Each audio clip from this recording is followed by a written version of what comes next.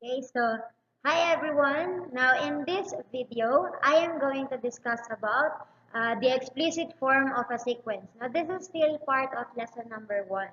Okay. Now first things first, let me set the our objectives for this session.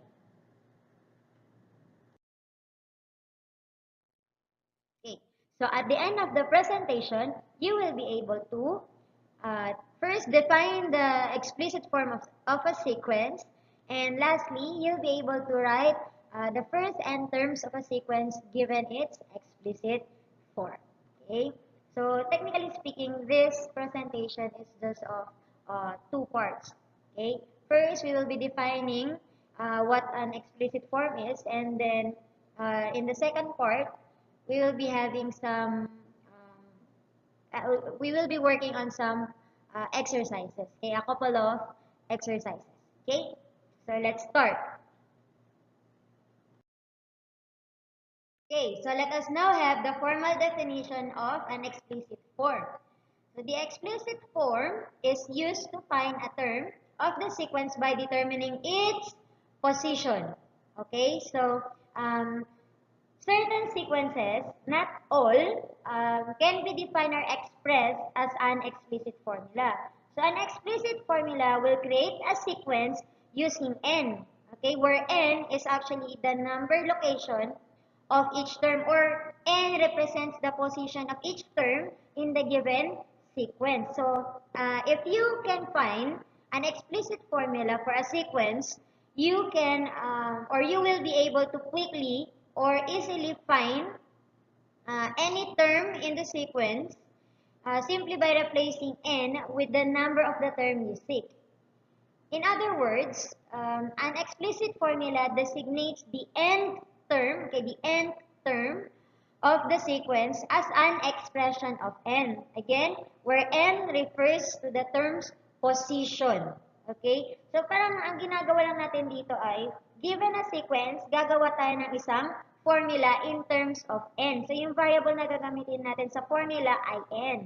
Okay? Now, here, there is a way on how to write an explicit formula. Okay, so here is how it is written.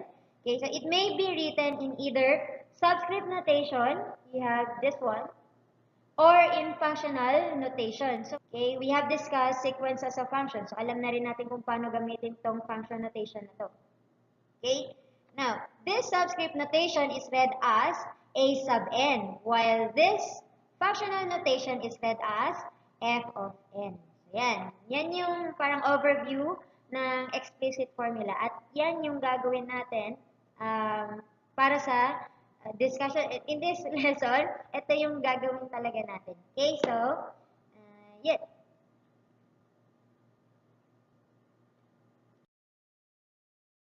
Okay, so, para maintindihan natin kung ano nga ba yung explicit formula, tapos malaman na natin kung paano nga ba ine-express ang isang explicit formula ng sequence, here are a couple of examples that we will be working on.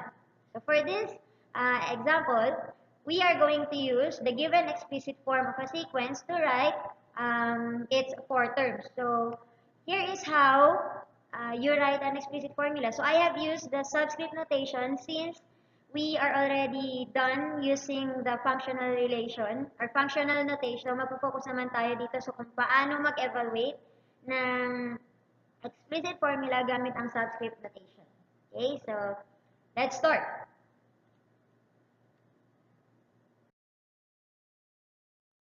Okay, solution for example number 1. Oh, but before anything else, don't forget that the domain of a sequence is the set of consecutive positive integers. That is, you have 1, 2, 3, 4, 5, and so on and so forth. Since we are just asked to find or write the first four terms of the sequence defined by each of the explicit form, so we will just be using the numbers 1, 2, 3, and 4. So let's start with example number 1. You have the explicit formula a sub n equals 5n plus 3. Okay, so the first step on how to evaluate an explicit formula is the same as how you evaluate a functional relation. So it's first you have to assign a value for n, and then after that substitute n in the given explicit formula, simplify, and that's it. That's your answer. Okay? So you have, after assigning a value for n, so you have n is equal to 1. Substitute, so you have a sub 1. Kung nasaan yung n, lahat ng n na yan, papalitan mo kung ano man yung value na inassign mo kay n. Okay, so you have a sub 1 is equal to 5 times 1. Ayan, pinalitan natin yung n, naging 1 na siya, plus 3. Okay, now, ang gagawin na natin next is to simplify. So, PEMDAS rule, multiply first. So, you have 5 times 1, that gives you 5 plus 3. So, therefore, your a sub 1 is a. Next. If n is equal to 2, so you have a sub 2 is equal to 5 times the quantity 2 plus 3. Multiply, so you have 10 plus 3, and that gives you 13. Next, for the third term, so you have 5 times 3 plus 3. That is, multiply, 5 times 3 is 15 plus 3, so you have 18. And lastly, the fourth term is 5 times the quantity 4 plus 3. So multiply first. You have 5 times 4 is equal to 20 plus 3. So your answer is 23. So the first four terms of this sequence defined by this explicit form are 8, 13, 18, and 23. Okay, so for our example number 2, we have a sub n is equal to negative 2 raised to n. So let me just expand this expression. Okay, so this implies that you have negative 1. This is actually the product of negative 1 and the quantity 2 raised to n. So, ibig sabihin, si 2 lang talaga ang i-raise natin sa exponent. Pagkatapos, kung ano man yung magiging product niya, we will be multiplying that 1 to negative 1. Okay, so, kasi wala siyang parenthesis. So, hindi kasama yung negative dito sa pag-raise natin sa exponent. Okay, so let's have the solution. For the first value of n, you have a sub 1, so that will give you negative 2 raised to 1. So this is equal to negative 2. Okay, next, you have, if n is equal to 2, then you'll have negative 2 raised to 2. This is equal to negative 4. Again, this is because negative 2 raised to 2 is not equal to the quantity, or is not equal to negative 2 times negative 2. Instead, it is equal to negative times the quantity 2 times 2. So, bale, i-raise mo muna sa exponent 2. Pagkatas, kung ano man yung magiging sagot niya, i-multiply natin sa negative. Okay, next. If n is equal to 3, so you'll have negative 2 raised to 3, and that gives us negative 8. The solution for that is negative, ayan, nasa labas yung negative, tapos tatlong 2. Next, we have, if n is equal to 4, then you'll have negative 2 raised to 4. So that gives us negative 16. And this is the solution for that. Yan, negative yan. Tapos may apat na 2. Imumultiply muna to, tapos imumultiply sa negative yung product. So that gives you negative 16. Therefore, the first four terms of this sequence defined by this explicit form are negative 2, negative 4, negative 8, and negative 16. Okay, so for example number 3, we have a sub n is equal to the quantity. This time, i-enclose ko naman sa parenthesis yung negative 2, tapos nilagay sa n.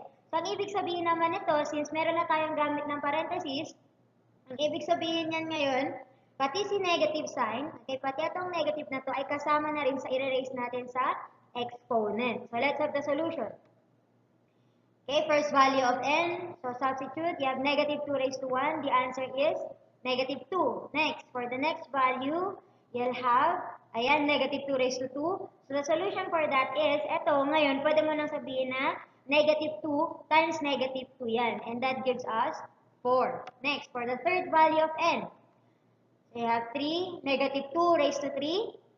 So, negative 2 times negative 2 times negative 2. So, tatlong negative 2, that gives you negative 8. Next, for the last term, fourth term, so we have negative 2 raised to 4, the quantity negative 2 raised to 4. So, apat na beses natin i-multiply yung negative 2 sa sarili niya, and that gives us positive 16. So, ito yung elaboration kung bakit naging ganyan yung solution natin. So, note that the quantity, ayan, Tignan nyo yung pagkakaiba kung paano natin sinulat. Dito, gumamit tayo ng parenthesis. Dito naman ay wala. So, hindi sila equal sa isa't isa. Okay, so kanina, ang ginawa natin dito, nung naging 2 yung value ng n, so you have negative 2 raised to 2, ang nangyari ganito siya. Negative 2 times negative 2, kaya naging 4. Okay, ito naman, so you have negative 2 times negative 2 times negative 2, tatlo, kaya naging negative 8. Tapos, so, yan. Pag ni-raise naman natin sa 4, syempre, 4 na, negative 2 naman ang i-multiply natin. So, dito, you have to be very careful when dealing with signs. Kasi, alam niyo naman, yun yung common mistakes natin. Minsan, tama na sana yung sagot natin kasi nilagyan pa natin ng negative. Okay, minsan naman kailangan negative yung sagot na lalagyan natin or nakakalimutan natin lagyan ng negative sign. Okay, so be careful with the signs. Okay, so yeah, the first four terms are negative 2, 4, negative 8, and positive 16.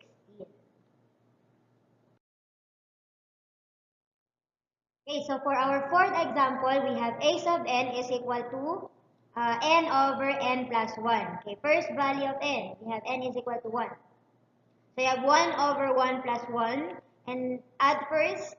So that gives us 1/2 or 0.5.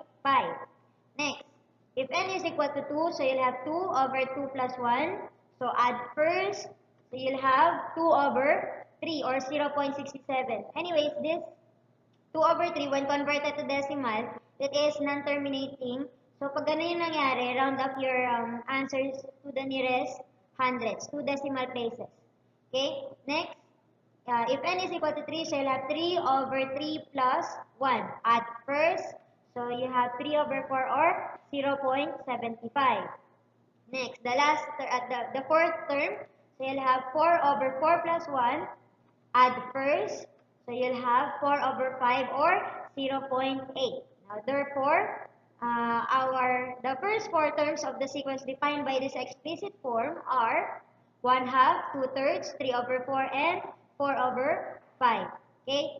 So, take note that when dealing with fractions, always express your answers in lowest terms.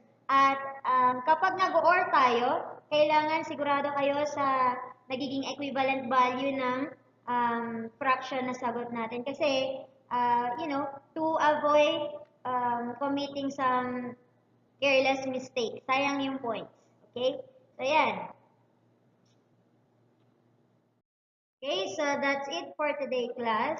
To conclude this video presentation, again, the explicit form of a given sequence or of a sequence is used to find a term of the sequence by determining its position. Okay? It can be expressed in two ways using the subscript notation a sub n and the functional relation or functional notation f of n. Now, if you have any questions, please leave a comment on our LMS chat box and I'll try to give a response as fast as I could. Okay, so let's call it a day. Until our next session, God bless you, stay safe, and our quote for the day is, push yourself because no one else is going to do it for you. Okay, so this has been Miss Yana, and yes, I'll see you on our next session. Bye!